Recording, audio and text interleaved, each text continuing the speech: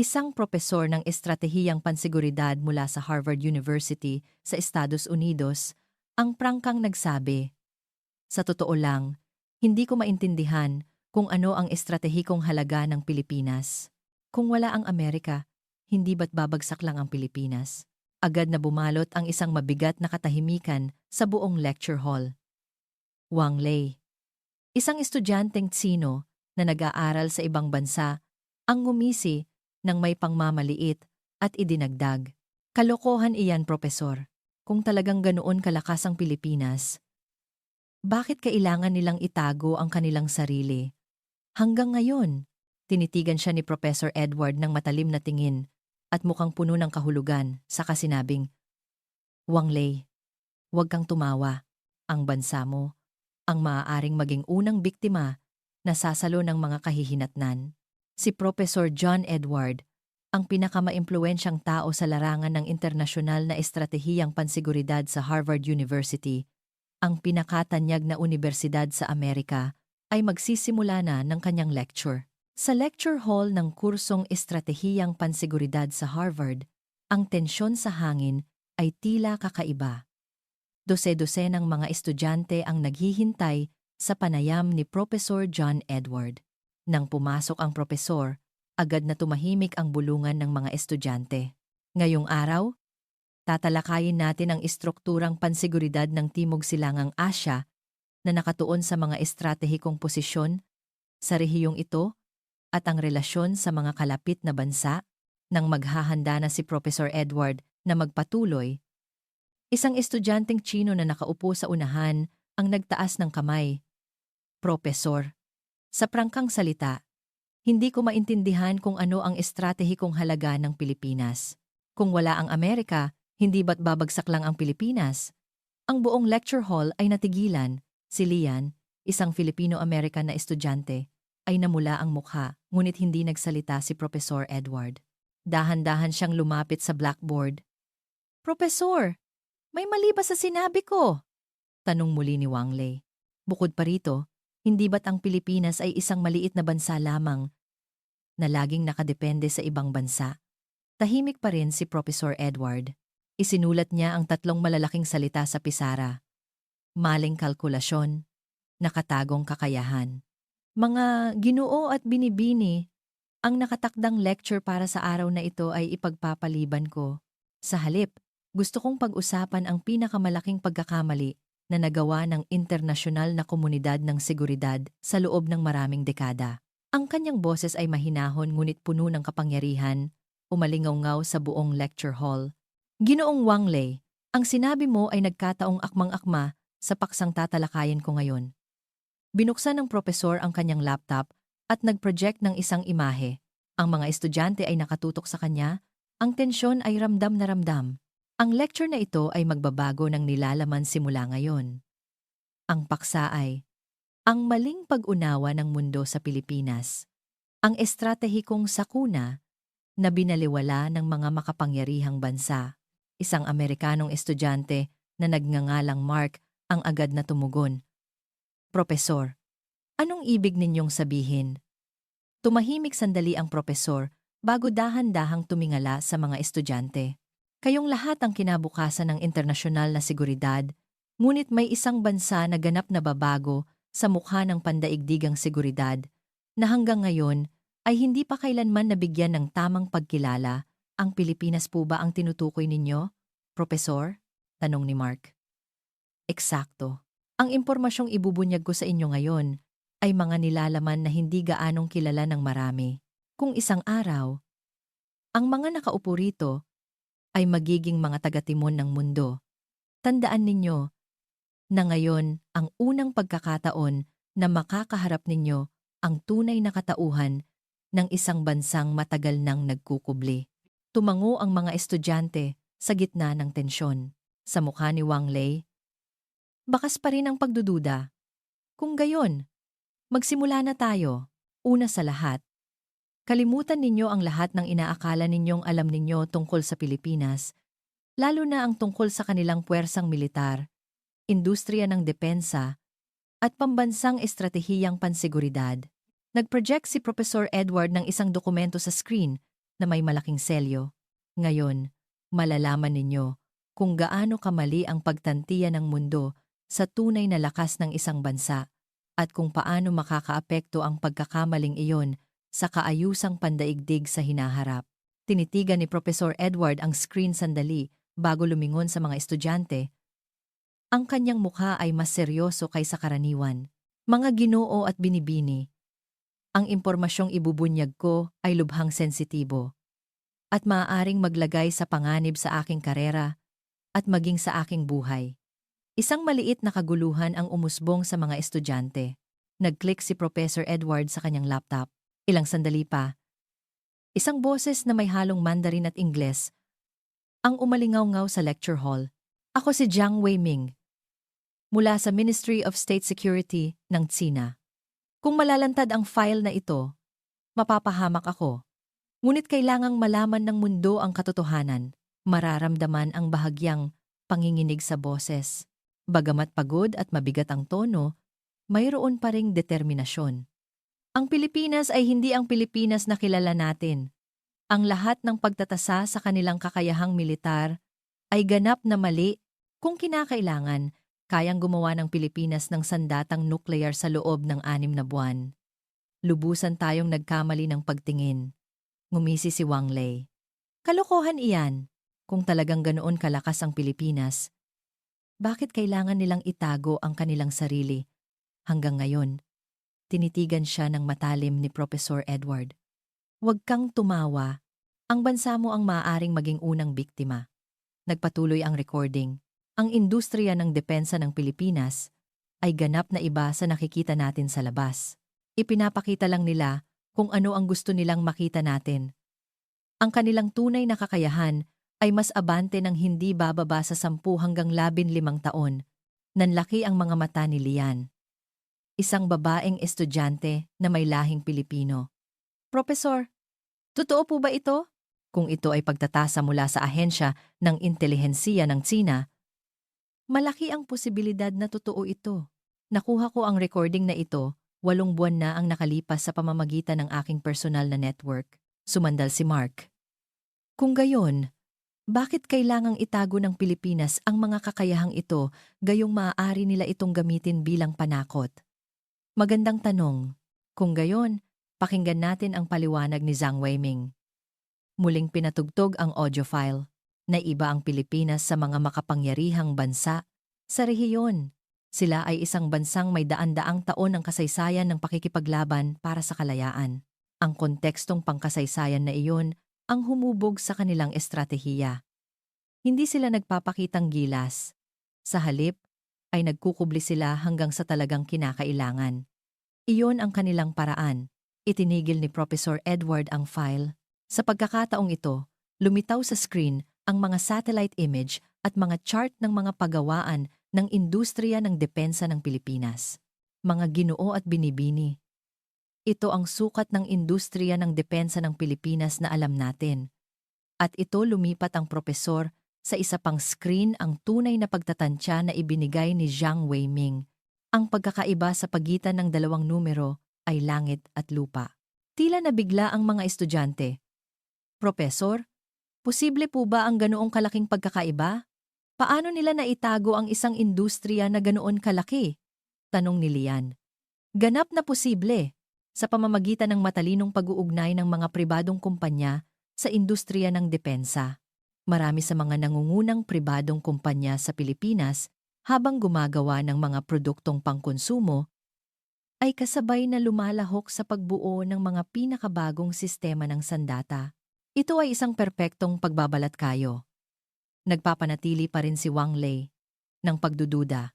Kailangan ng mas matibay na ebidensya kaysa sa testimonya ng isang espiyang Chino. Ngumiti si Professor Edward. Siyempre, ngayon, ipapakita ko sa inyo ang mga ebidensyang iyon isa-isa. Ngunit pakinggan muna natin ang babala ni Jiang Weiming. Muling nagsimula ang recording. Binago ng Pilipinas ang lahat ng ating kalkulasyon sa seguridad. Tahimik silang naging isang makapangyarihang bansa. Ngunit ang pinakanakakatakot ay walang sinuman ang nakapansin nito. Itinigil ni Professor Edward ang boses ni Jiang Weiming at pinalitan ang screen ng projector. Sa malaking screen, lumitaw ang iba't ibang uri ng sandata at isang paghahambing ng lakas militar. Mga Ginoo at binibini, ang datos na ipapakita ko ay magpapakita ng pagkakaiba sa pagitan ng mga panlabas na detalye at ang tunay na pagganap. Ito ay isang malinaw na halimbawa na hindi lahat ay nakasalalay sa mga numero. In-click ng propesor ang datos ng sasakyang panghimpapawid. Sa screen, lumitaw ang imahe ng fighter jet na AG-25 Haribon. Ang AG-25 Haribon ng Pilipinas ay inuri bilang isang light fighter jet, ngunit ano ang tunay na kakayahan nito sa labanan? Binuksan niya ang isa pang file, isang ulat ng pagsusuri mula sa Chinese Air Force na may selyong confidential. Ito ang ulat kung saan sinuri ng Chinese Air Force ang pagganap ng AG-25. Ang kanilang conclusion ay nakakagulat. Ang AG-22 Haribon ay nagpakita ng kakayahang pandigma na katumbas ng F-16 ng Amerika, at sa ilang partikular na kapaligiran ng labanan, mas mahusay pa ang pagganap nito. Nagtaas ng kamay si Wang Lei. Propesor, kahit paano tingnan, ito ay isang pinalaking pagtatasa. Paano magagawa ng isang maliit na fighter jet iyon? Hindi ito pinalaking pagtatasa, matigas na sabi ng propesor. Sa aspeto ng system integration at electronic warfare capabilities, ang AG-1000 Haribon ay higit pa sa inaasahan. Ang presyo nito ay 60% lamang ng F-16, ngunit ang pagganap ay umaabot sa 85%. Ito ang pinakamataas na antas ng cost optimization. Sunod ay isang video ng sistema ng missile defense na kalasag. Sa video, na tila kinunan sa isang tunay na sitwasyon, matagumpay na naharang ng kalasag ang maraming missile mula sa iba't ibang direksyon nang may katumpakan sa loob ng 3 minuto. Tingnan ninyo ito.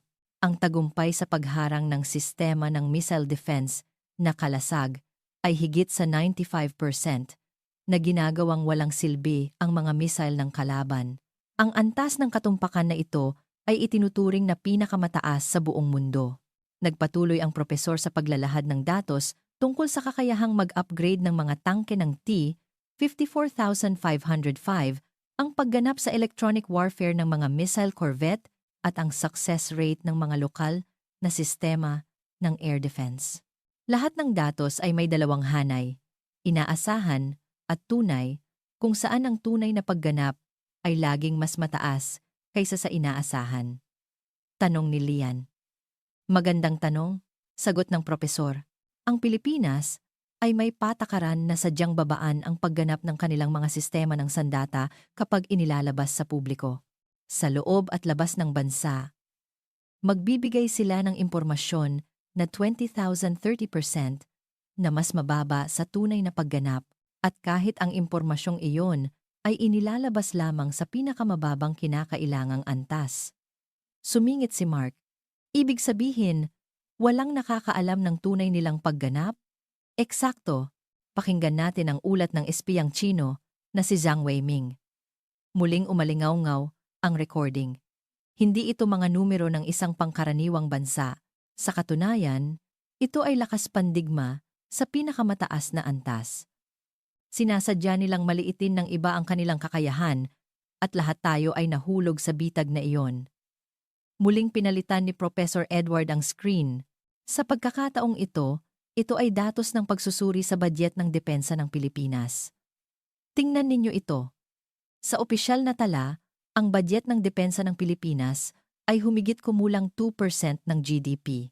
Ngunit hindi kasama sa bilang na ito ang mga pondong maaaring gamitin para sa layuning militar, sa pananaliksik at pagpapaunlad ng mga pribadong kumpanya, ang gastos sa pagpapanatili ng sistema ng reserbang puwersa at ang halaga ng militarisasyon ng pambansang infrastruktura. Ang tunay na kakayahang militarisasyon ay katumbas ng humigit kumulang 3-5% hanggang 4% ng GDP. Nananatili pa ring may pag-aalinlangan si Wang Lei, kahit na hindi pa rin ito maihahambing sa Tsina o Estados Unidos. Tumango si Professor Edward. Siyempre, may pagkakaiba sa kabuuang sukat Ngunit ang estratehikong bisa ay ibang usapan. Pinalaki ng Pilipinas ang bisa ng kanilang asymmetrical fighting power, ibig sabihin, ang kakayahang tumpak na atakihin ang mga kahinaan ng kaaway. Ito ay ang pagtutuon ng lahat ng yaman sa mga tumpak na pag-atake, electronic warfare at network-centric warfare.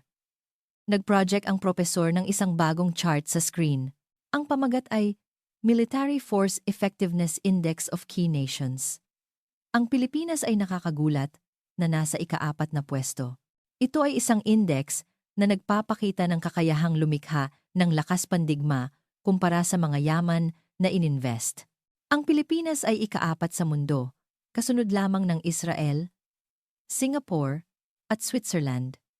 Bagamat maliit ang kabuuang sukat, ang bisa nito ay nasa pinakamataas na antas. Pinagmasdan ni Professor Edward ang reaksyon ng mga estudyante. Karamihan ay nagpakita ng pagkamangha. Maging si Wang Lei ay tila malalim ang iniisip, mga ginoo at binibini. Sa pag-aaral ng internasyonal na seguridad, ang pinakapanganib ay ang pagtingin lamang sa mga numero. Dapat sanayin ang mga mata upang makita ang katotohanan sa likod ng mga numerong iyon. Binuksan ni Professor Edward ang isang bagong file mula sa kanyang laptop. Sa pagkakataong ito, mas makapal ang selyong Top Secret at ang kanyang mukha ay lalong sumeryoso.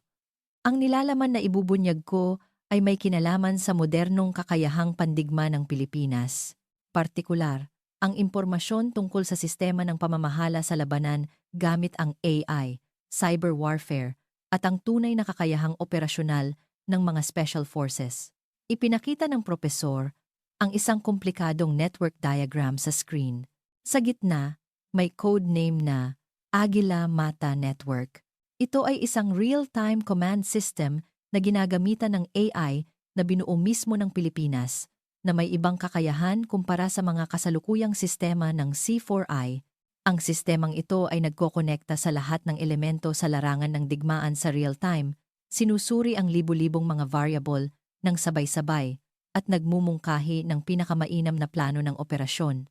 Ang sumunod na screen ay nagpakita ng isang simulation video kung saan hinuhulaan ng Agila Mata Network ang kilos ng kalaban at nagmumungkahi ng mga kontrahakbang sa isang kunwaring labanan. Natutunan ng sistemang ito ang datos ng labanan sa nakaraan at ang mga taktikal na pattern ng mga kalabang bansa. Dahil dito, mahuhulaan nito ang susunod na kilos ng kaaway na may katumpakang humigit kumulang 82% na mas mataas ng 12% kumpara sa mga katulad na sistema ng Estados Unidos. Gulat na nagtanong si Mark, paano nakamit ang ganoong kataas na katumpakan? Dahil sa espesyal na sitwasyon ng Pilipinas, naharap sila sa mga estratehikong banta sa loob ng maraming dekada at nakakolekta ng napakalaking datos. Kasabay nito, mabilis nilang inilapat ang teknolohiya ng pribadong sektor sa larangan ng militar. Ang mga resulta ng pananaliksik sa AI ng mga nangungunang kumpanya ng teknolohiya sa Pilipinas ay mabilis na inilipat para sa layuning militar. Pagkatapos, nag-project ang propesor ng isang video ng isang swarm of drones. Daan-daang maliliit na drone ang gumagalaw na parang isang buhay na nilalang at umaatake sa target. Ito ang liyamadong Alitaptap drone system ng Pilipinas. Bagamat mura ang bawat drone, kapag nakakonekta sa isang network, kaya nilang isaturate ang anumang sistema ng air defense. Ang bawat drone ay automatikong tumatanggap ng misyon. Kapag ang isa ay nasira, nagdududang nagtanong si Wang Lei, hindi ba't mayroon ding ganyang teknolohiya ang Tsina? May mga katulad na teknolohiya, ngunit ang sistema ng Pilipinas ay ganap na automatiko. Kahit na maputol ang komunikasyon, kaya pa rin nilang tapusin ang misyon. At ang artificial intelligence ng bawat drone ay natututo at umaangkop sa sitwasyon ng labanan. Ito ang pangunahing pagkakaiba sa sistema ng Tsina o Russia. Nag-project ang propesor ng isang video ng labanan sa gabi. Ang mga Special Forces Unit ay gumagalaw na parang mga multo, kahit sa makapal na kadiliman at sinasakop ang target. Ito ay isang tunay na video ng pagsasanay ng Philippine Special Forces. Sila ay mas mabilis at mas tumpak kaysa sa Navy SEALs ng Amerika. Ang kanilang mga kilos ay tila kasama ng dilim. Sa video, gumagamit ang mga special forces ng mga modernong kagamitan, lihim na pumapasok sa isang gusali, at tumpak na tinutukoy at sinusupil ang target. Lahat ng kilos ay perpektong naka-coordinate. Itinigil ng propesor ang video at tumingin sa mga estudyante. Ngayon, tanungin ko kayo, mukha ba itong isang sistema para lamang sa depensa? Ang buong klase ay tahimik. Dahan-dahang umiling si Mark. Malinaw na ito ay isang sistema na may kakayahang opensiba, propesor. Eksakto, sagot ng propesor. Ang Pilipinas ay lumampas na sa simpleng depensa tungo sa isang estratehiyang aktibong pananakot. Kung aatakehin, may kakayahan silang gumanti ng maraming beses na mas malakas. Muling umalingaw-ngaw ang recording ni Jiang Weiming. Ang kanilang mga special forces at modernong kagamitan ay higit pa sa aming inaasahan. Dati naming pinagdudahan kung kaya ng mga Pilipino na magsagawa ng komplikadong operasyon sa antas na ito. Iyon ang aming pinakamalaking pagkakamali. Huminga ng malalim si Professor Edward at nagpatuloy. Binuo ng Pilipinas ang isang natatanging asymmetrical warfare force sa loob ng maraming dekada upang harapin ang mga banta mula sa mas malalaking kalapit na bansa. Inilaan nila ang kanilang buong estratehikong pag-iisip sa pagpaparalisa sa isang mas malakas na kaaway. Ang resulta ay mayroon silang special operations at cyber warfare capabilities sa pinakamataas na antas sa mundo. Bagamat may pagdududa pa rin sa mukha ni Wang Lei, mas masigasig na siyang nakikinig. Professor, kung may ganoong kakayahan ang Pilipinas, bakit hindi nila ito kailanman inilantad o ipinagmayabang? Ngumiti si Professor Edward. Narinig mo na ba ang konsepto ng strategic ambiguity? Pinapanatili ng Pilipinas ang kanilang estratehikong kaluwagan sa pamamagitan ng hindi paglalantad ng kanilang tunay na kakayahan, ang pagpapanatiling walang alam sa kaaway tungkol sa iyong tunay na kakayahan ay ang pinakamalaking estratehikong bentahe. Uminom ng tubig ang propesor at lumipat sa susunod na screen. Sa pagkakataong ito, isang slide na may pamagat na Non-Nuclear Deterrence. Ngayon, darating tayo sa pinakamahalagang bahagi. Paano mapipigilan ng Pilipinas ang mga bansang may sandatang nuklear nang hindi nagmamay-ari ng mga ito? Nagpakita ang propesor ng isang chart ng kakayahan sa missile ng Pilipinas. Ipinapakita ng chart ang pag-unlad ng mga missile na Tamaraw at Kidlat, kasama ang kanilang saklaw at katumpakan. Malaki ang ininvest ng Pilipinas sa pagbuo ng mga missile, lalo na't kapansin-pansin ang katumpakan. Ang Tamaraw missile ay may circular error, probable, CEP, na 1 metro lamang. Ibig sabihin, kahit na may conventional warhead, kaya nitong tumpak na tamaan ang mga command center o mahahalagang pasilidad ng kalaban. Ang susunod na slide ay may larawan ng isang Submarine-Launched Ballistic Missile, SLBM. Ito ang SLBM na dinedevelop ng Pilipinas. Maaaring ilunsad mula sa mga binagong kilo-class submarine, tinatayang ang saklaw ay humigit kumulang 1,500 kilometro. Bagamat hindi nilagyan ng nuclear warhead, sa kanyang mataas na katumpakan, kaya nitong paralisahin ang mga planta ng kuryenteng nuklear o mga command center ng kaaway. Nagtaas ng kamay si Lian. Profesor, kahit na, hindi pa rin ito maikukumpara sa lakas ng pinsala ng sandatang nuklear, hindi po ba? Magandang tanong. Sagot ng propesor. Tiyak na ang lakas ng isang atake ay hindi katumbas ng sandatang nuklear. Ngunit iba ang estratehiya ng Pilipinas. Binuo nila ang konsepto ng multi-layered precision strike gamit ang daan-daang conventional missile para i-neutralize ang kakayahang gumamit ng nuklear ng kalaban. Ang sumunod na screen ay nagpakita ng datos tungkol sa hypersonic missiles na ipinapakita ang trajectory ng isang missile na lumilipad sa bilis na higit sa Mach 5. Bagamat mas huli nagsimula ang Pilipinas sa pagbuo ng hypersonic missiles kaysa sa Russia o Tsina, nakahabol sila sa nakakagulat na bilis. Sa kasalukuyan, ang Kidlat missile na dinedevelop ay maaaring lumipad sa bilis na Mach 7 na hindi kayang harangin ng anumang sistema ng missile defense. Sumingit si Mark. Ngunit Propesor, sa huli, kung walang sandatang nuklear, may limitasyon pa rin ang pananakot. Hindi po ba? Paano kung isang bansang may sandatang nuklear ang magbanta gamit ang nuklear? Hinihintay ko ang tanong na iyan. Nakangiting sagot ng propesor. Ang estratehiya ng Pilipinas ay non-nuclear deterrence.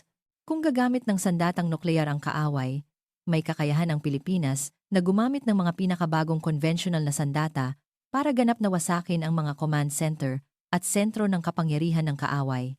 Ito ay isang ibang anyo ng pananakot kumpara sa pananakot gamit ang nuklear, ngunit may katulad na bisa. Lumipat ang propesor sa susunod na slide, isang diagram ng konsepto ng strategic paralysis warfare. May kakayahan ang Pilipinas na sabay na paralisahin ang command and control system, power grid, at communication network ng isang kalabang bansa. Ang kakayahang ito ay nagmumula sa kombinasyon ng cyber attack, electronic warfare, at mga precision strike para paralisahin ang nuclear command system ng kalaban. Tumutol si Wang Lei. Ngunit kahit na, kung walang sandatang nuklear, hindi nila mapipigilan ang isang makapangyarihang bansa. Sa huli, kailangan pa ring umasa ng Pilipinas sa nuclear umbrella ng Estados Unidos. Umiling si Professor Edward. Kabaligtaran, mas mapanganib iyon. Alam ba ninyo ang ibig sabihin ng pagiging isang nuclear threshold state? May kakayahan ang Pilipinas na gumawa ng sandatang nuklear sa loob ng 6 na buwan. Mayroon silang kumpletong teknolohiya sa enrichment, reprocessing, at non-plutonium technology. Hindi lang nila ito ginagawa. Muling umalingaw-ngaw ang recording ni Zhang Weiming. Maaaring gumawa ng sandatang nuklear ang Pilipinas anumang oras, ngunit pinili nila ang isang mas matalinong landas. Pinili nila ang isang estratehiya na kayang pasukuin ang kalaban nang hindi umaatake. Ito ang aming pinakamalaking maling kalkulasyon. Minamaliit namin ang isang lupaing walang sandatang nuklear. Pinatay ni Professor Edward ang screen at binuksan ang ilaw sa silid. Ang mga mukha ng mga estudyante ay puno ng pagkamangha at paghanga, mga ginoo at binibini. Ang pamamaraan ng Pilipinas ay nagpipilit na muling isulat ang teorya ng pambansang seguridad. Pinatutunayan nila na kahit walang sukdulang sandata tulad ng sandatang nuklear.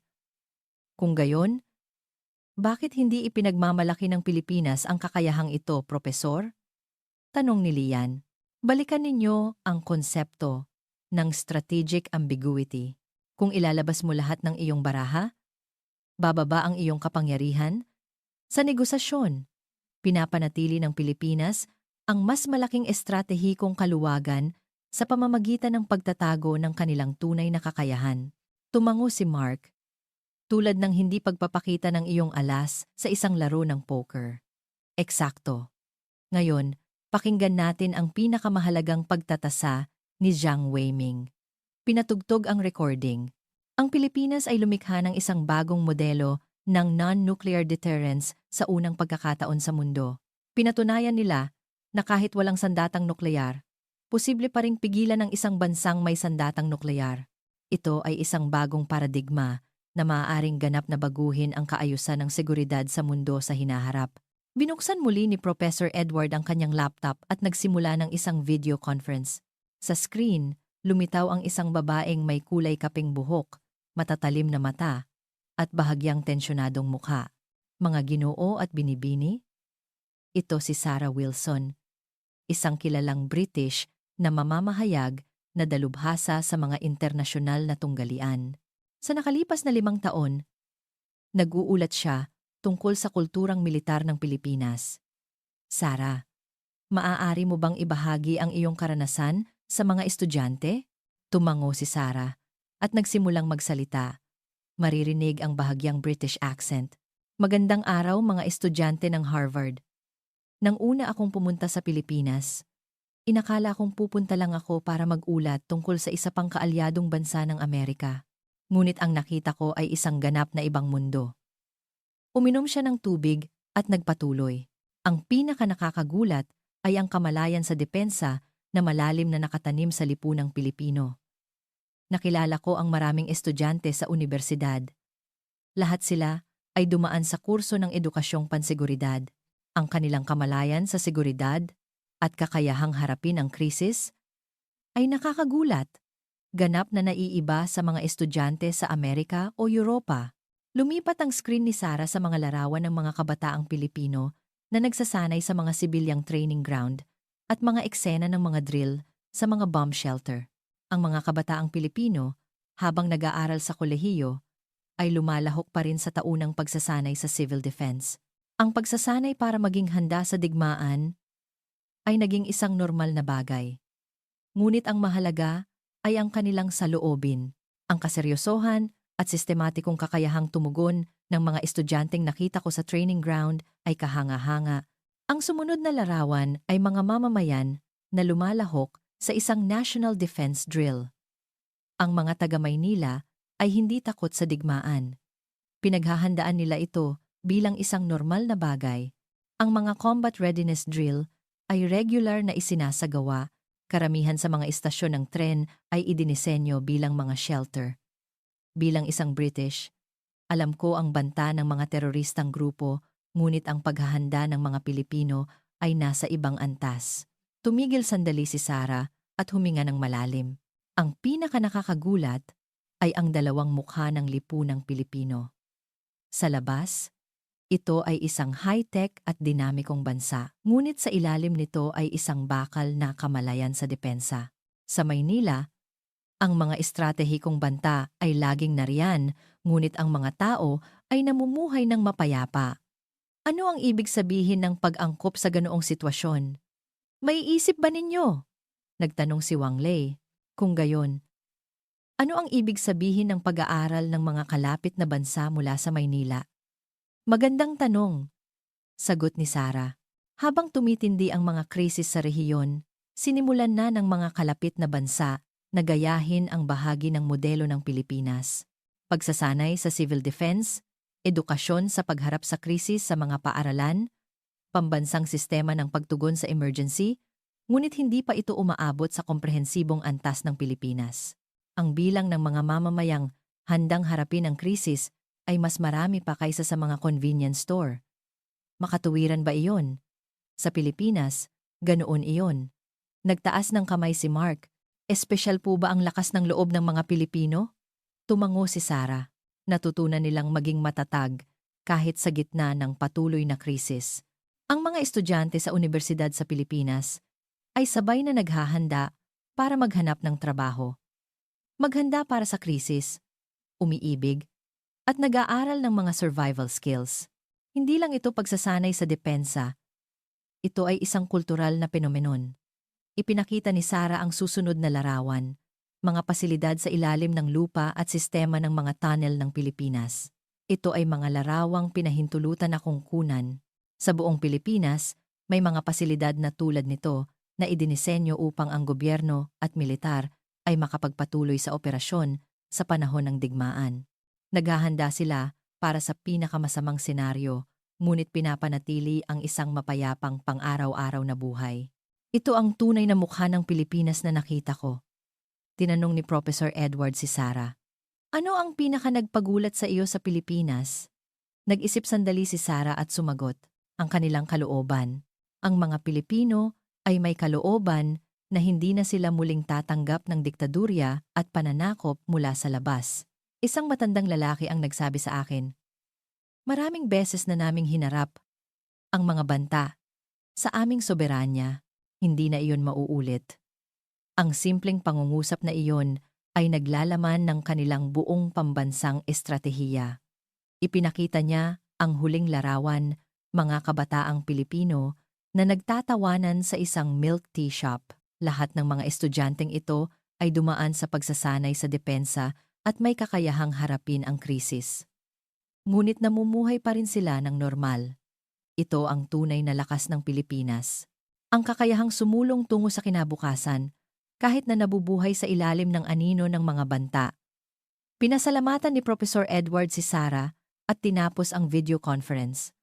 Ang lecture hall ay nabalot ng katahimikan, mga ginoo at binibini, Dahan-dahang nagpatuloy ang propesor. Ang inilarawan ni Sarah ay ang tunay na lakas sa likod ng puwersang militar ng Pilipinas. Hindi teknolohiya o sandata, kundi kultura at diwa. Isang lipunan kung saan ang paghahanda sa krisis ay naging bahagi na ng pang-araw-araw na buhay. Iyon ang pinakanakakatakot na estratehikong yaman ng Pilipinas. Sa mukha ni Wang Lei, bakas na ngayon ang malalim na pag-iisip, hindi na pagdududa. Tumango si Lian nang may pagmamalaki. Itinigil ni Mark ang pagsusulat at nag-isip ng malalim. Pagkatapos ng video call kay Sarah, naramdaman ni Professor Edward ang katahimikan sa lecture hall. Dahan-dahan siyang naglakad sa lectern at bumalik sa kanyang laptop. Mga Ginoo at binibini. Hanggang ngayon, tiningnan natin ang puwersang militar at kahandaan ng lipunang Pilipino. Ngunit ngayon, darating tayo sa pinakamahalagang bahagi. Bakit hindi kailanman nabigyan ng tamang pagtatasa ang impormasyong ito hanggang ngayon? Binuksan ng propesor ang isang file na may pamagat na Internal Assessment Document of the Chinese Ministry of State Security. Mayroon itong selyong Top Secret, ngunit ang ilang bahagi ay nakaitim. Ito ay isa pang dokumento na inilabas ni Zhang Weiming. Isang panloob na ulat kung saan sinuri ng intelihensiya ng China ang kanilang sariling maling pagtatasa sa Pilipinas. Ang unang pahina ng dokumento ay may nakabold na linya. Kailangang muling tasahin ang Pilipinas bilang isang estratehikong banta, hindi isang bansang protektado. Mga Ginoo at binibini. Ang sentro ng dokumentong ito ay simple. Maraming makapangyarihang bansa, kabilang ang China, ay tiningnan lamang ang Pilipinas bilang isang mababang antas na kaalyado ng Estados Unidos. Binaliwala nila ang katotohanang ang Pilipinas ay isang nagsasariling estratehikong manlalaro. Nagtaas ng kamay si Lian, Profesor, kailan po nagsimula ang maling pag-unawang ito? Nagsimula ito pagkatapos ng ikalawang digmaang pandaigdig at sa panahon ng Cold War, kung saan ang Pilipinas ay itinuring na isang mababang antas na kaalyado na nakadepende sa ibang makapangyarihang bansa. Ang imaheng ito ay malalim na nakatanim sa internasyonal na komunidad. Kahit na mabilis na umunlad ang Pilipinas, hindi madaling nagbago ang imaheng iyon. Lumipat ang propesor sa susunod na slide na may isang chart na may titulong Iceberg Theory. Ang chart na ito ay nilikha ng isang Chinong analyst. Ang kanilang konklusyon ay nakakagulat. Ang nakikita natin ay ang dulo lamang ng iceberg. Ipinapakita ng chart ang isang malaking iceberg na maliit na bahagi lamang ang nakalitaw sa tubig. Sa bahaging nasa ibabaw ng tubig ay nakasulat, inilabas na kakayahan ng Pilipinas. Sa mas malaking bahaging nakalubog ay nakasulat, tunay na kakayahan. Ayon sa pagtataya ng intelihensiya ng China, ayon sa kanila, ang tunay na kakayahang militar ng Pilipinas ay humigit kumulang 2-5 beses na mas malaki kaysa sa inilabas, lalo na sa larangan ng cyber warfare, electronic warfare, at teknolohiyang militar na nakabase sa semiconductor.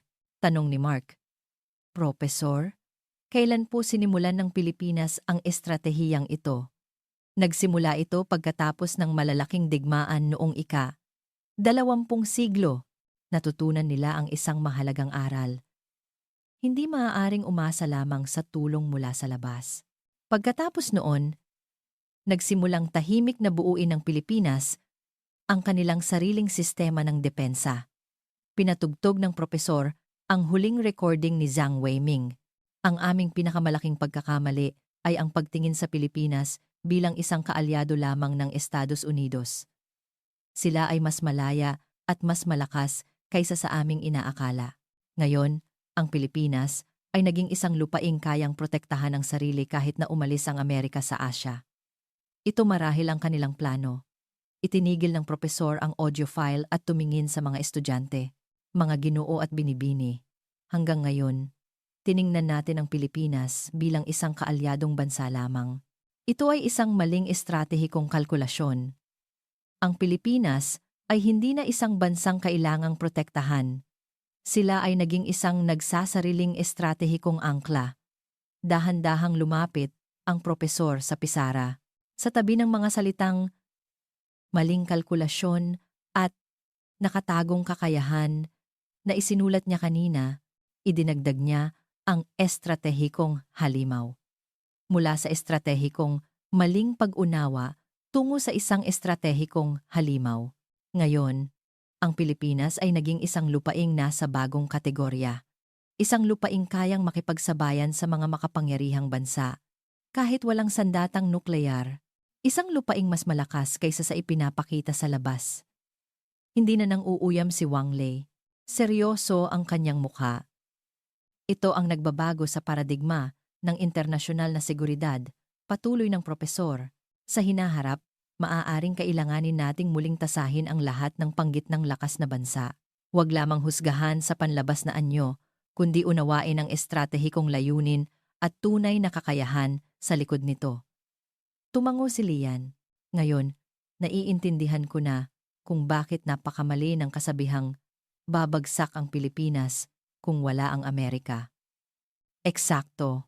Sa kabaligtaran, ang Pilipinas ay naging isa sa iilang kaalyadong bansa na kayang protektahan ang sarili kahit na umalis ang Amerika sa Asya. Mayroon silang estratehiya at kakayahang mabuhay nang hindi umaasa sa tulong mula sa labas. Nag-project ang propesor ng isang slide. Isang pinakabagong ulat ng pagtatasa ng internasyonal na seguridad. Ito ay isang ulat na isinulat noong nakaraang buwan. Dito, ang Pilipinas ay hindi na inuri bilang isang regional actor kundi isang strategic balancer. Ito ay isang pagkilala na ang Pilipinas ngayon ay may kakayahang lumikha ng nagsasariling impluwensya sa estrukturang panseguridad ng rehiyon. Bumuntong hininga si Professor Edward. Mga ginoo at binibini, nasasaksihan natin ang sandali kung kailan nagbabago ang paradigma ng internasyonal na seguridad. Ang lakas ng Pilipinas ay magiging modelo para sa maraming panggitnang lakas na bansa sa hinaharap. Ang simula ng isang bagong paradigma na kayang harapin ang mga makapangyarihang bansa nang walang sandatang nuklear. Isinara ni Professor Edward ang kanyang laptop at muling tiningnan ang mga estudyante. Ngayon, ang huling konklusyon. Tiningnan natin ang puwersang militar, estratehiya, kahandaan ng lipunan, at ang maling pag-unawa ng internasyonal na komunidad. Ngunit nananatili ang pinakamahalagang tanong, bakit kailangang itago ng Pilipinas ang lahat ng ito? Bumalot ang tensyon sa klase. Lahat ng estudyante ay nakatuon sa sasabihin ng propesor. Karaniwan, ipinagmamalaki ng mga bansa ang kanilang lakas militar. Nagdaraos sila ng mga parada, naglalabas ng mga video ng pagpapalipad ng missile, ipinagmamayabang ang mga bagong sandata, ganyan ang North Korea, Russia, China. Ngunit pinili ng Pilipinas ang ibang landas. Tila nag-isip si Professor Edward. Tahimik sila, dahil hindi kailangang mag-ingay. Ang katahimikan ng Pilipinas ay hindi dahil hindi pa sila handa, kundi dahil simpleng walang pangangailangang ipakita ito. Tanong ni Mark. Professor, ibig sabihin ba'y sinadyang manlinlang ang estratehiya ng Pilipinas? Masakmang tawaging strategic ambiguity kaysa panlilinlang, sagot ng propesor. Kapag hindi alam ng kaaway ang iyong kakayahan, mayroon kang estratehikong kalamangan. Hindi mahuhulaan ng kaaway ang iyong tugon. Ibig sabihin, nagpapakahinang nagpapakita ng kalakasan?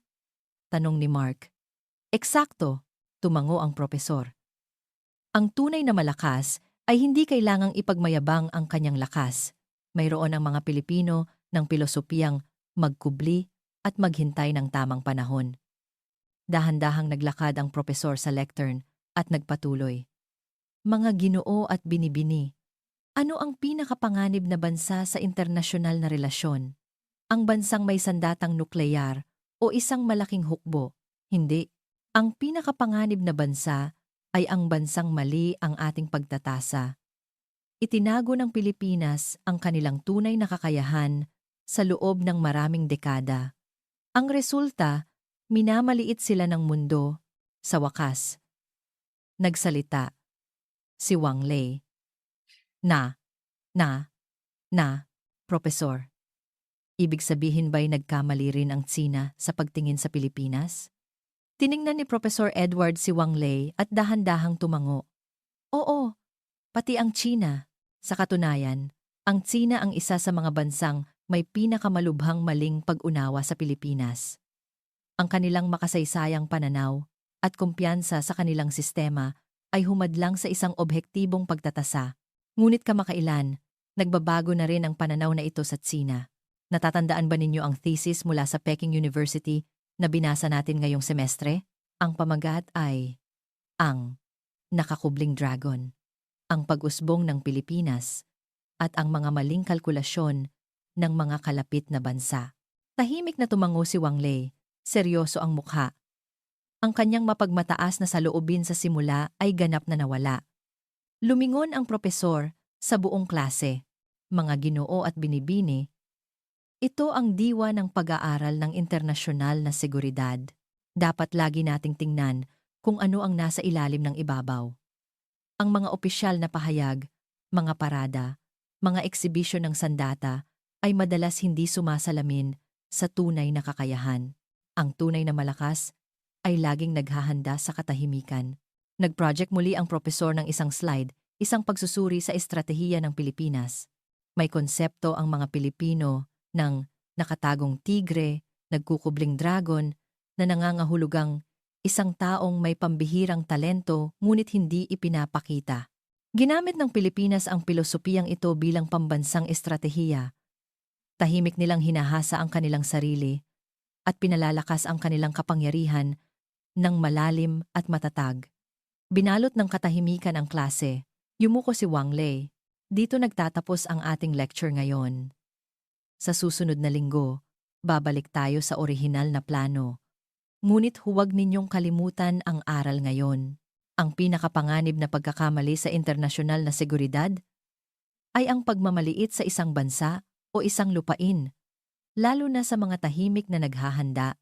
Itinuro ni Professor Edward ang mga salitang nakasulat sa pisara sa huling pagkakataon. Maling kalkulasyon, nakatagong kakayahan, estratehikong halimaw, nagkamali ang mundo. Sa pagtingin sa Pilipinas, ang halaga ng maling pag-unawang iyon ay makakaapekto sa kaayusang pandaigdig sa darating na mga dekada. Ang estratehikong halimaw ay nagising na. Walang sinuman ang makakatingin sa Pilipinas tulad ng dati. Habang papalabas na ang propesor, nagtanong si Lian ng huling tanong, "Propesor, ano po ang susunod na hakbang ng Pilipinas?" Tumayo si Professor Edward sa pinto, nag-isip sandali, at sumagot. Iyan ang pinaka-interesanteng tanong. Nagsimula nang ipakita ng Pilipinas ang kanilang kakayahan. Ngayon, gaganap sila ng mas malaking papel sa pandaigdigang entablado. Ngunit ang kanilang estratehiya ay mananatili pa rin sa katahimikan. Ang tiyak ay nagsimula nang mapansin ng mundo ang Pilipinas. At alam na alam ng Pilipinas ang mga matang iyon. Ngumiti ang propesor sa huling pagkakataon at umalis sa lecture hall. Ang mga estudyante ay nanatili sa kanilang mga upuan, puno ng pagkamangha at realisasyon, na tila nasaksihan ang isang sandali kung kailan nagbago ang paradigma ng internasyonal na seguridad. Bago umalis sa silid, lumapit si Wang Lei kay Lian. Nagkamali ako. Mahina niyang sabi. Mas malakas ang Pilipinas kaysa sa inaakala namin.